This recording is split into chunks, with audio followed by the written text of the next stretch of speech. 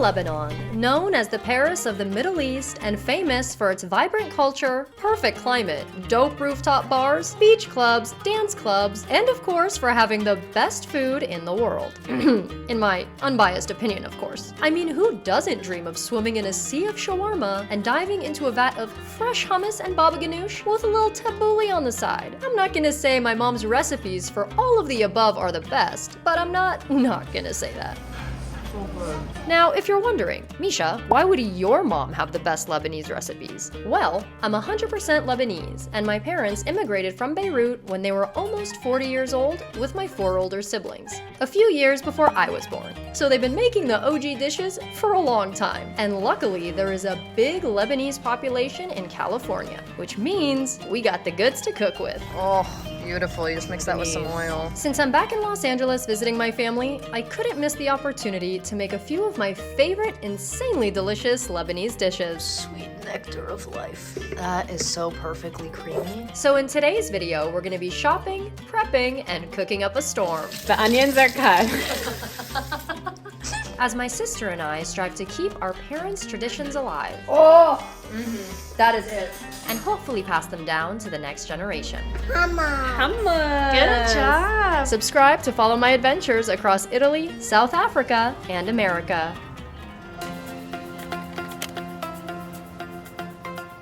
Yesterday, my sister Lena and I, plus my adorable niece Zoe, Say hi.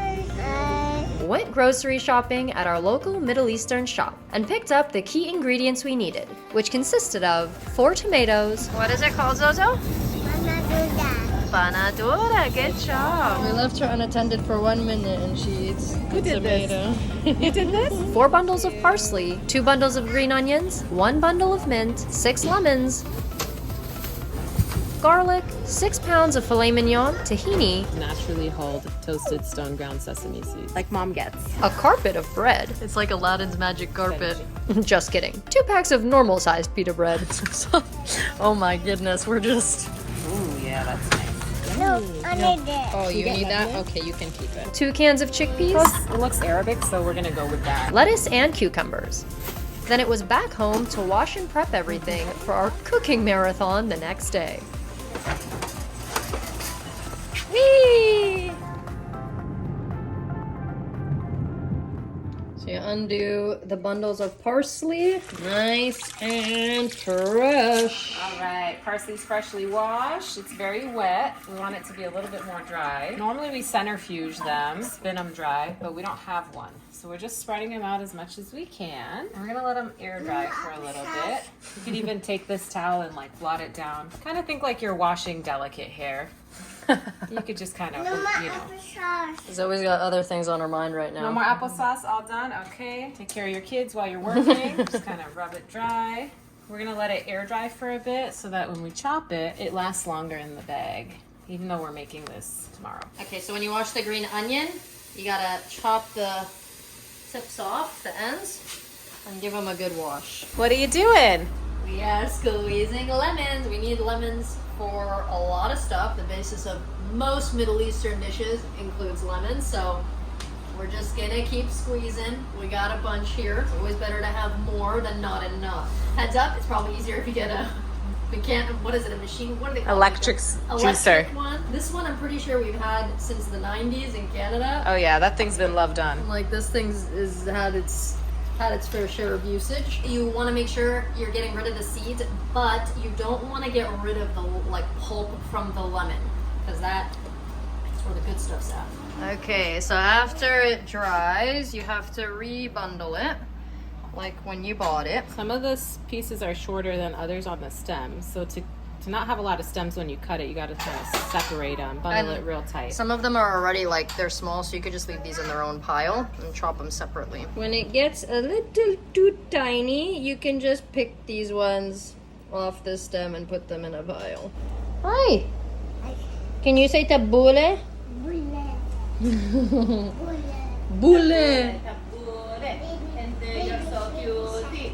Why is there a sticker on your face? That's not baby shark, that's fairy skaram. Parsley hack. If you are prepping this and not making it the day of, We like to get a bag and put paper towels in it to keep the parsley fresh and keep the moisture out. So when we make it tomorrow, when we chop it, we put it in this bag. When we make it tomorrow, it'll be super fresh. yay! Okay, and now Lena will demonstrate how we chop the parsley. And by demonstrate, I mean she'll do it because I will cut my fingers. So once we bundle it, we're gonna chop the stems off as close to the base as you can. Toss this, and when we're cutting it, I'll tell you the technique my grandma taught me. You're gonna get as close to the edge as possible and just let it kind of water fall down. And then you can tuck these back in and go again. And you're just gonna go as shaved as possible. Think of it as like you're grating the parsley almost with the knife. And you can pinch them together. It makes it a little bit easier to cut. I can't do this because I always end up cutting myself. And every once in a while you could like roll it again and pinch it again. And just keep cutting. It smells so fresh. And then at the end you're gonna have a couple big pieces that snuck out, so you just kind of fold it over itself, grip it again, kind of roll it tight in your hands and just chop. You do that a couple times.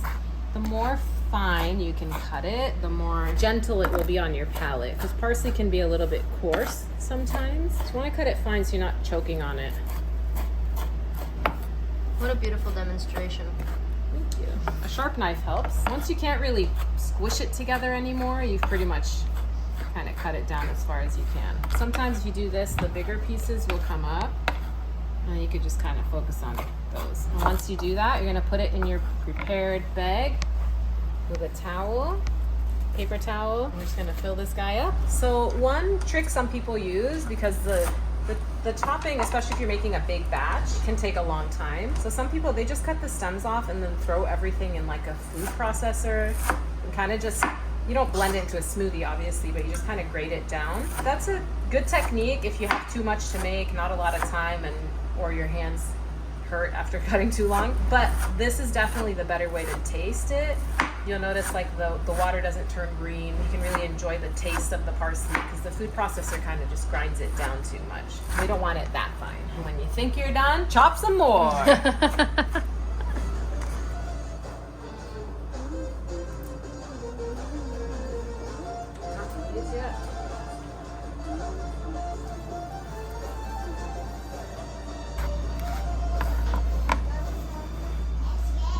Last little bit. We got a full bag. Oh, smells so fresh. You did a beautiful job. Perfect. Cover it up.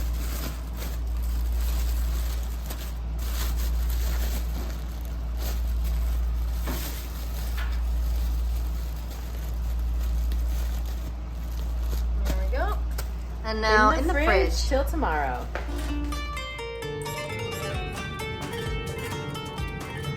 Now it's time to get breakfast. Today we're starting with a traditional Lebanese breakfast before cooking the day away. So we're stopping in at one of our favorite bakeries to pick up some fresh na'ish. Hi, how are you? Also known as Lebanese pizza, which are made of flatbread and topped with za'atar, cheese, or ground meat. We got the goods. Yay. I'm like, hey, what's up? Hello. And in true Lena and Micha fashion, we had an old school karaoke dance party on the drive home. Was she cooking in the kitchen though? I don't get it. Anyway, then we prepped our beautiful breakfast table. So this is lebne, or yogurt, with olive oil and mint. We've got cucumbers, tomato, and mint. And this really good braided cheese. I absolutely love this one. And then me and Lena, we cut a za'atar man'usha in half and a cheese man'usha in half. And of course, on the side, we got some tea. Hello. Tfaddali, tante. So the cheese one, it has akawa cheese in it. I remember asking him a few years ago. And then this is what the za'atar one looks like. It is the dry za'atar herbs. You mix it with oil. Oh, but these are the best na'ish in town. So what we like to do is, oh, beautiful man'usha. It's really nice to put some lebne with the oil. You can kind of just, some people open up the man'usha, like you can open it and spread it inside. Sometimes we do bites, you could dip it in, and it's like the ultimate bite to have that with some mint Put that on top. And if you can, try and get a piece of tomato and cucumber all in the same bite. Again, you can put this all inside. The only thing is that it can get quite warm when you do that because the manouche is hot. So then everything can kind of start to heat up. I prefer to put it on the outside so it tastes fresh and nice. But that's the way to do it. And then you got this cheese on the side and some shai, we call tea shai. Perfect Lebanese breakfast in our opinion. This is it. Other than knefe, this is it.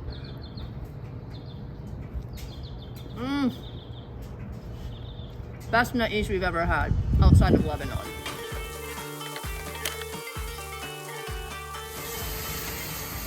All right, we are prepping our hummus. Okay. We are prepping our hummus. We were prepping the chickpeas so we can make it into hummus. My mom used to get the dry chickpeas and soak them for like 2 days and then boil them for like 8 hours, and it was a very extensive process. We don't have that kind of time or patience, so we got canned chickpeas. I was reading online that one way to prep the canned chickpeas is to soak them in warm water with 1.5 teaspoons of baking soda per 15 ounces of chickpeas. So this is a 30-ounce can. We're doing 2 of them, so I've got 6 teaspoons of baking soda in here. I've got my warm water. We're just gonna strain it. Ooh, strain 1, plop it in.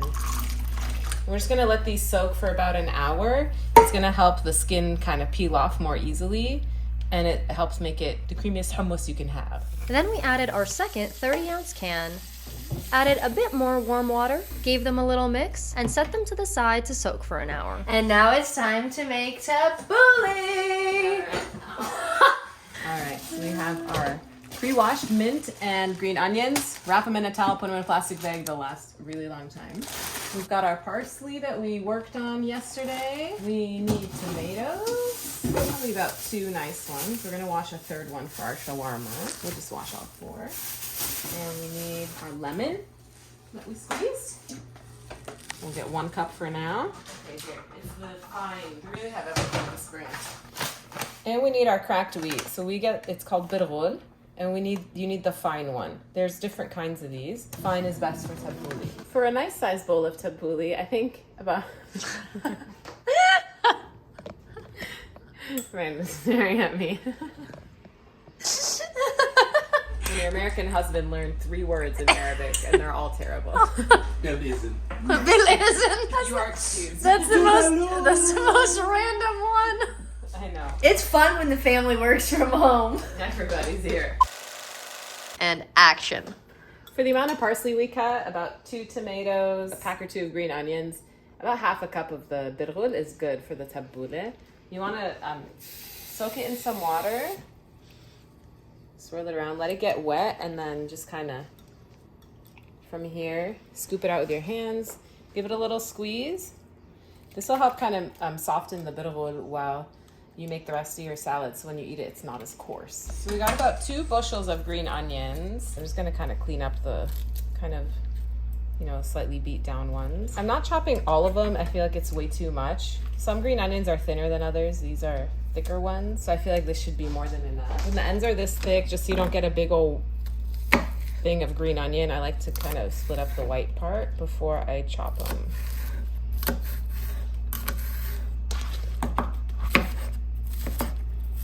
Since the parsley's so fine, you really want everything in this meal to be really tiny. It kind of blends together well, diced, nice and small. So the funny thing about my parents having 5 kids is that we each had a role to play when getting things ready for the family. And I was never on cutting. Like, I'm 31 now, and I feel like I'm still not allowed to cut the vegetables for some reason. Like, I get scared. So my job was always washing and drying, like, all the produce, doing any dishes in the sink to keep, like, the sink clear for all the work that's being done, washing the knives after they've been used. And so now I'm like, Vanna's still doing all the cutting because I'm like, I can't. I'm too young to handle a knife this big. Yeah, you just kind of fall back into your roles, I guess. She's just so good at it. All right. Let's see. For our green onions, once they're done being cut up, we're gonna season them with a little bit of allspice. Don't go too heavy on it. A little goes a long way with allspice. Just a little bit here, and a little salt. And you mush it all together. Smell. Oh my gosh. Oh no, it smells so fresh. It smells like home. And into the bowl. It smells so good. We got 2 nice and big tomatoes. I recommend going for the juicier ones. Like when you squish it, you can kind of feel the ones that have more juice. It gives the flavor of the tabbouleh a lot more just vibrance and juiciness. So don't go for the really pink, like not completely ripe ones. And again, you're gonna cut these down really thin. I'm trying to get all your pieces to be about the same size.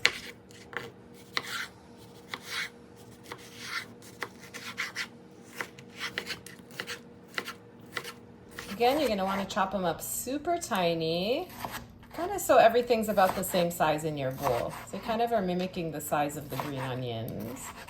I like to put the tomatoes right over the bitterroot because the juice from the tomatoes can help soften the bitterroot even more before you mix it. It looks like a flower. It's definitely a tomato forward salad. Since we're chopping tomatoes and we're making shawarma later, we like to put fresh tomatoes on the top of the hot shawarma. So those I'm just cutting really thin, just this way, and then we layer them as the top layer of the shawarma. Tomatoes are done. I'm gonna cut up the mint. Mint in your tabbouleh is kind of optional, but it really does just crush it with flavor. It's so good. So I highly recommend if you can get some mint in there. You don't need a lot. It really levels up the bowl. Everything smells so fresh. Save these for decoration. And now Lena will demonstrate how to chop mint.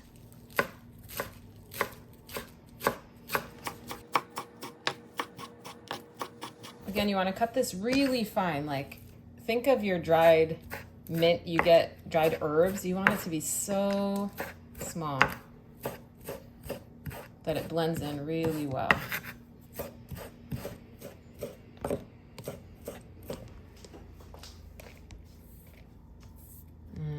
Just the smell of this bowl is packed with flavor. Next up, while we still have our cutting board out, we're gonna cut up the onion that goes in the shawarma. So this is the onion that's going in the shawarma dish. We're cutting it up really fine so it cooks down nice and easy. Just little rings like that. That's all you need to do. This is what the onion sees. I'm sorry. The key is to cut them so fast before the real watering kicks in. Before your tears get all over the onion rings. When you cut your fingers. The onions are cut.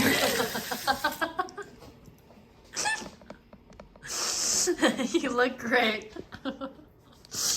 Oh no. It's fine. All right. We are now mixing together our shawarma. Why do you have the sunglasses on?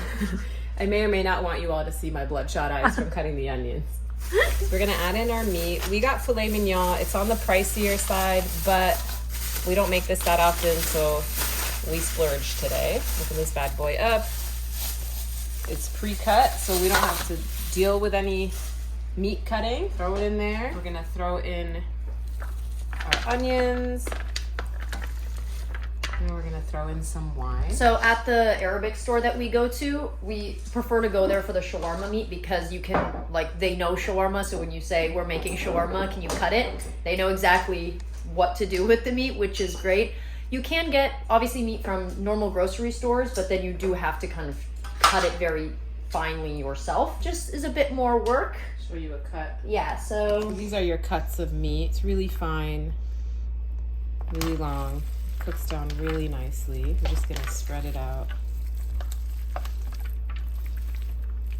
So if you do cut it at home, if you get the meat and cut it yourself, that's kind of the length and thickness you would need it for the shawarma. So it can be quite a bit of work.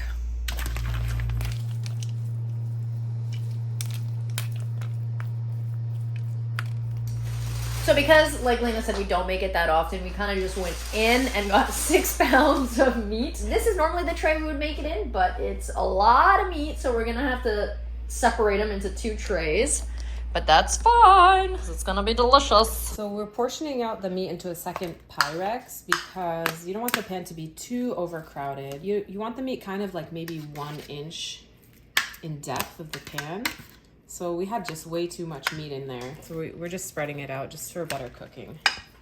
The key ingredient to this is shawarma spices. What exactly is in here, I don't even know, but this is what's gonna make it taste like shawarma and not just like roasted beef. Full disclosure, I've never made this myself. I've just watched my mom make it. So I'm a little bit guessing on the spice amount here, but this spice, oh, it smells so good.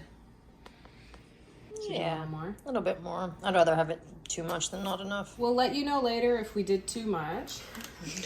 Okay, of course you need a little bit of vino. Then we gave the meat a little wine bath.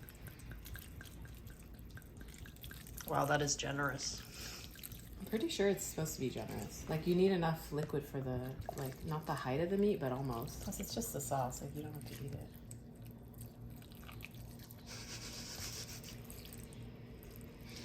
Drown it in wine. Yeah, most of the bottle's gone. Good amount. Again, I don't know how much I'm supposed to put. I really don't remember. Just gonna mix it all together. Mix it all together.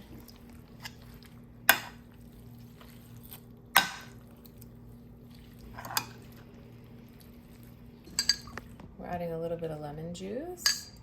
So again, we are doing this mostly from memory. We should have written this down a long time ago, but we didn't. So now we are just kind of seeing what, just a pinch, yeah. You could use red wine vinegar, but we used red wine vinegar. This color is looking right to me now. This color of the sauce. Yeah. So I think adding those things in was right. Doesn't it smell right too? Yeah, it smells right. Just need the lemons up. Yeah. We should have texted our aunts yesterday in Lebanon, our mom's sisters.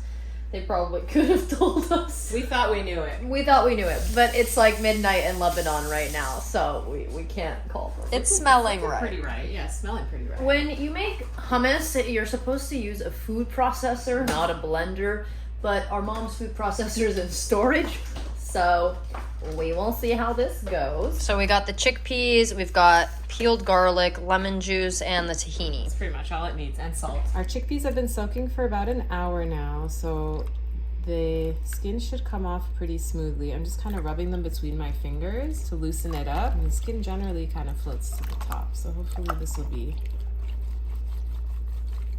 All of the skins are coming off pretty easily. Okay, so we've rubbed them together pretty well. And now we're using a slotted spoon to kind of skim the skin out. We might be here for a while. So if you add more water to the bowl, it's easier to scoop out the skin. Creates more of a distance between the beans and the skin, so you could use this, a little strainer for that. Oh yeah, that's much quicker. It's like cleaning a pool. The chickpeas. Hold on, let me just measure it out. This is 2 cups. 1. So we have about 4 cups. Okay, so we're gonna double the rest. So for the hummus, little Micha 5 years ago was smart enough to get it from my mom and write it down in my phone. We actually do have the recipe. We just skipped the first like 3 steps where we have to soak them for 2 days and then cook them for 5 hours. That's why we went the canned route. It's just more efficient. But we do have the rest of the recipe for the hummus, the way my mom makes it. So that's what we're gonna do. So for like 2 cups, I'm gonna do 3. So first thing is 2 cloves of garlic in the food processor. Okay, so we like a lot of garlic, so we're gonna do 5 cloves. And you put some salt on it before you like running the food processor, in this case a blender.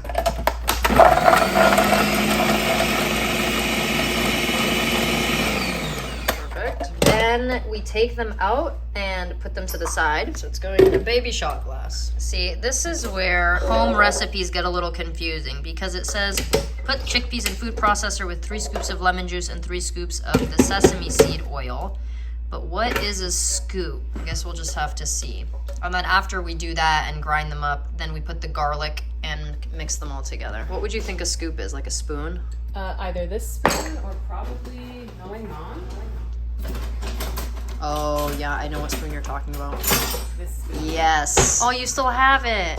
This is a spoon Mom would make all her hummus with, so I'm assuming this is a scoop. Once this batch is done, the nice thing is we're making 2 batches. Once this batch is done, if it's too lemony or too sesame seed oily, we can reduce it on the next one and see what happens. Mom, I really hope this is the scoop you were talking about. 1, 2, 3. So we're just gonna give the tahini sesame seed oil a nice shake so that the oil on top, Because it's separated. yeah. But the bottom will end up really dry if you don't still mix it. I'm gonna shake it. And then still give it like a nice little mix. So this is the tahini sesame seed oil. It also is for the shawarma. There we go, nice and mixed.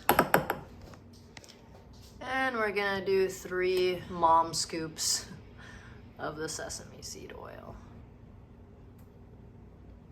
There we go. And you.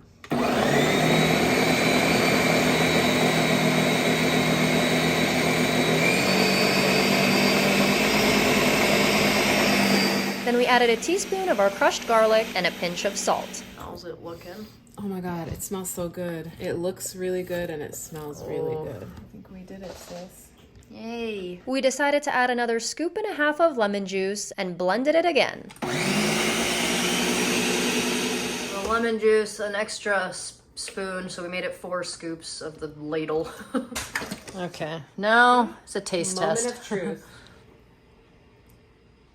It's good. It needs I don't know salt. if it's it. A little more salt.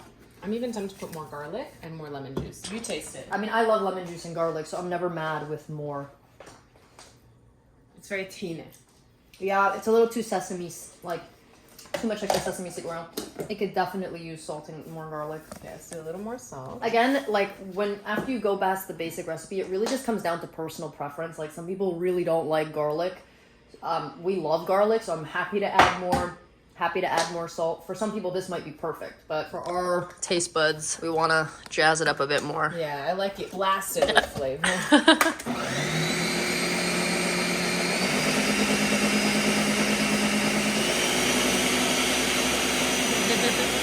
That's money. Yeah? Is that right? Let's see. Oh! That is it. That's money right there. That is good. That tastes like home. High five me. I know. I could just literally put that in a cup and go. Oh my goodness. This is it, folks. Trust your instincts. I could lick that if I wasn't worried about cutting my tongue. All right, here we go, baby. Sweet nectar of life. That is so perfectly creamy. Next stage is to just put some olive oil on it and decorate it with a little mint. And grub. And grub. I could just sit here with a spoon and eat that whole bowl. All right, and now we did the second half of it with the adjustments. It's so good. It tastes better than licking like cake batter to me. I agree. All right, we're just gonna transfer the tabbouleh to a larger bowl so we don't spill it all over mixing. So now all those flavors should have soaked in nicely together. And now it's time to add yesterday's parsley. Look at how well chopped that is. Ooh. My compliments to the chef. Oh, thank you, darling. Oh, looks so beautiful and fresh. Now we add lemon juice. I really wish I could tell you how much. This is, again, just an eyeball effort. I've made this dish a lot of times, so I'm just gonna kind of go for it. Start with less. You can always add more. And a little salt. Again, mom's eyeball measurement. A sparkle of salt. And we mix. Same with the olive oil. Again, a sparkle.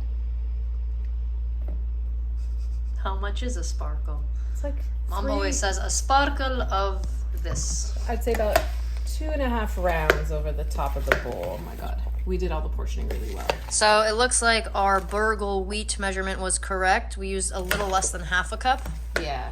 About 3/4 of that. Yeah, but this is all looking proportioned really nicely. Oh my goodness, it smells insane. And then again, you're just gonna need to do taste tests. Taste it. I'm sure it needs more lemon, but we'll have a taste to kind of start, and then we're gonna go from there. Thank you. Let's see. Get a tomato. Cheers.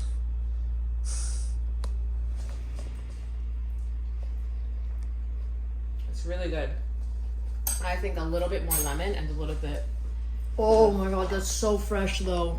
You're almost there. We're super close. So I'm just gonna do like Yeah, needs a little bit more lemon. maybe 2 more of these. And I would say a pinch more salt. Okay, just a little more olive oil. All right, now. Okay, so other than adding love, which was Mom's secret ingredient to everything, Tabbouleh, she did something that I don't think anyone really does. When you taste it, like all the flavors are there, but it's still a little coarse. Instead of adding more oil, more lemon, just needs a little more juice. Just a little bit of cold water really just brings it there. So I'm just gonna put A sprinkle. a little bit, not a lot. Mix that bad boy up. Look at those colors. Oh, the smell. I know, the smell, it smells like home. We've also had these spoons since the 90s. I brought these from Mom's house because I like had to have them. Okay. All right. Cheers. Oh my god. That is it. It's so good. That is it. So good. That is it. Oh. We're not eating just yet. We're gonna eat in about 2 hours, but we mix it ahead of time because in 2 hours it's gonna be like just robust flavor. The parsley will have softened even more because it's already mixed with all the juices, and it's just gonna be perfect. It's just gonna absorb all together. How exciting. Now we're gonna see if the shawarma comes out. But so far, we're 2 out of 3. I think we're doing really well. Yeah, like let's not jinx it, but Well, we technically have 4 dishes because we have to make the tahini. oh yeah, the tahini for the shawarma. Yeah, also but we'll see. Fullsies. Oh my goodness, yeah, and that meat's gonna go in the oven soon. Okay, last thing we really need to make other than baking the shawarma is tarator. Tarator is like the sauce that goes on top of the shawarma when it's done. It's literally just tahini and squeezed lemon juice. Again, no recipe for this, just kind of eyeballing it, taste testing it. Just pour your tahini. We'll start with that. I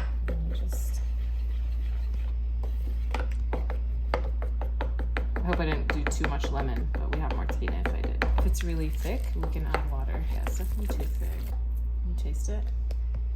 I think it's way more lemon.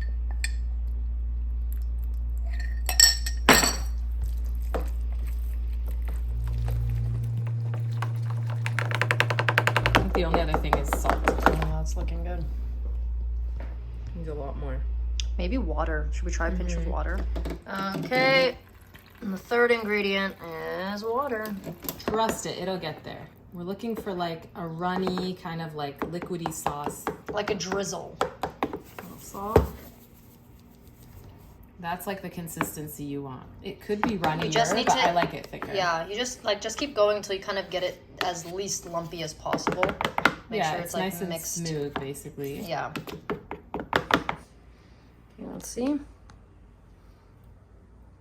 That's right. Yeah. Yeah. You want to try it? Yeah. On the head. Wow. This is all from memory, also. This is wild.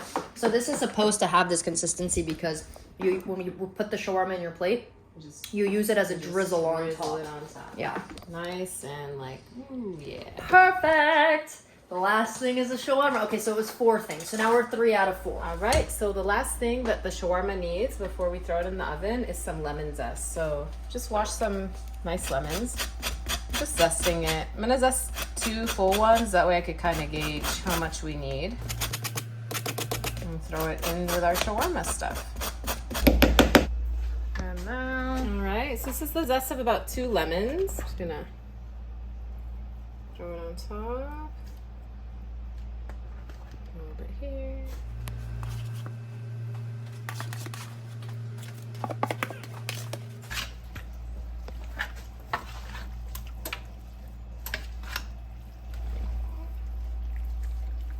Okay, so we're just, again, kind of guessing with the temperature and time, but 350 degrees for 20 minutes sounded the most correct to us. Fahrenheit. Fahrenheit. Not Fahrenheit, what is it?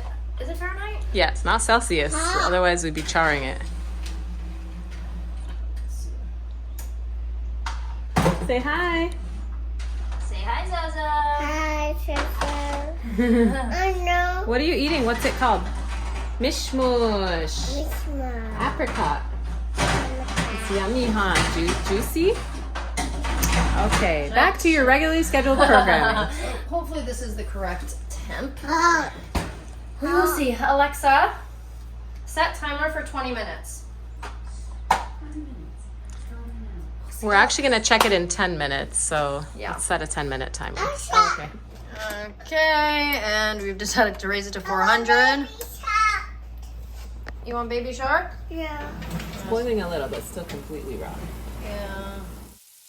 After a total of 30 minutes of cooking time, we took the shawarma out of the oven and gave it a little mix to separate the pieces from each other before doing a taste test. Lena took a thick piece to taste, while Zoe serenaded us with baby shark in the background. I think they're done.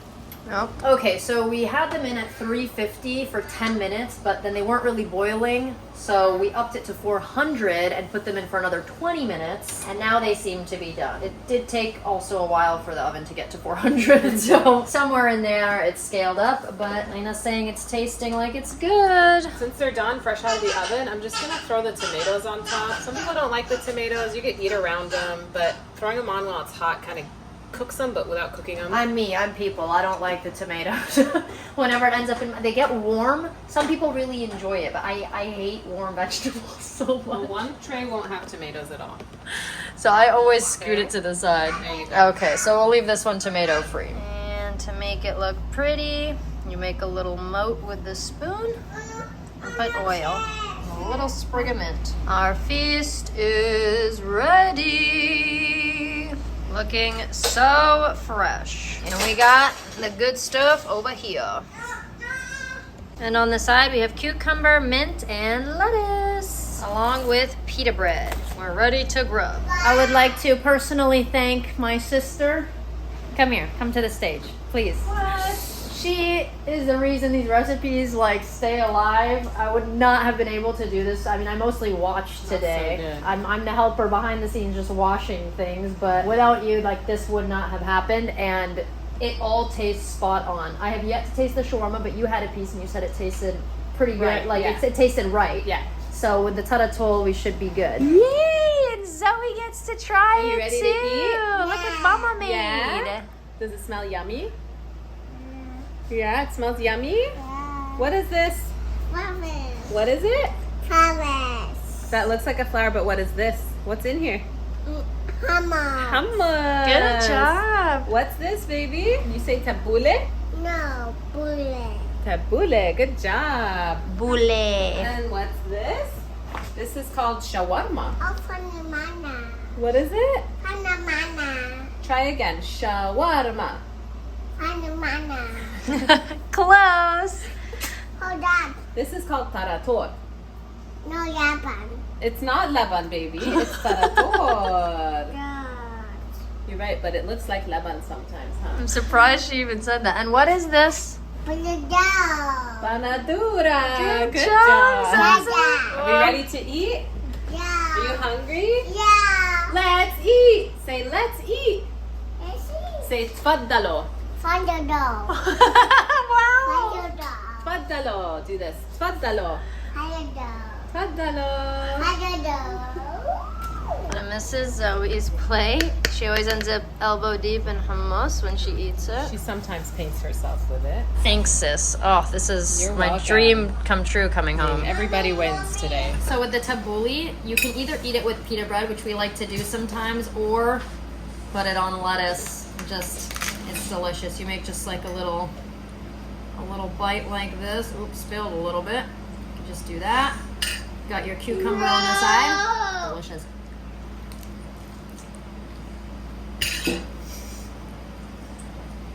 No. Oh my god. The last 2 hours in the fridge, it really soaked up all the juices. It tastes just like mom's. Shout out to Lena because wouldn't have been possible without it. Absolutely delicious. Tastes like my childhood. We grubbing. We're grubbing. We grubbing today. I know it's kind of weird to eat salad with bread, but honestly, with pita bread, tabbouleh's delicious. So good. You can also eat the hummus with pita bread, or use it as a cucumber dip. I'm just speechless right now. You guys need to try making this at home. It's incredible. You went on the look of joy. Oh, yeah?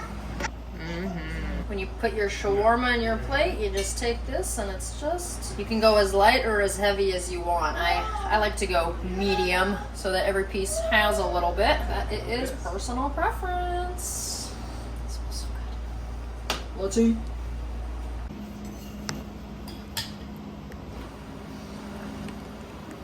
Yummy?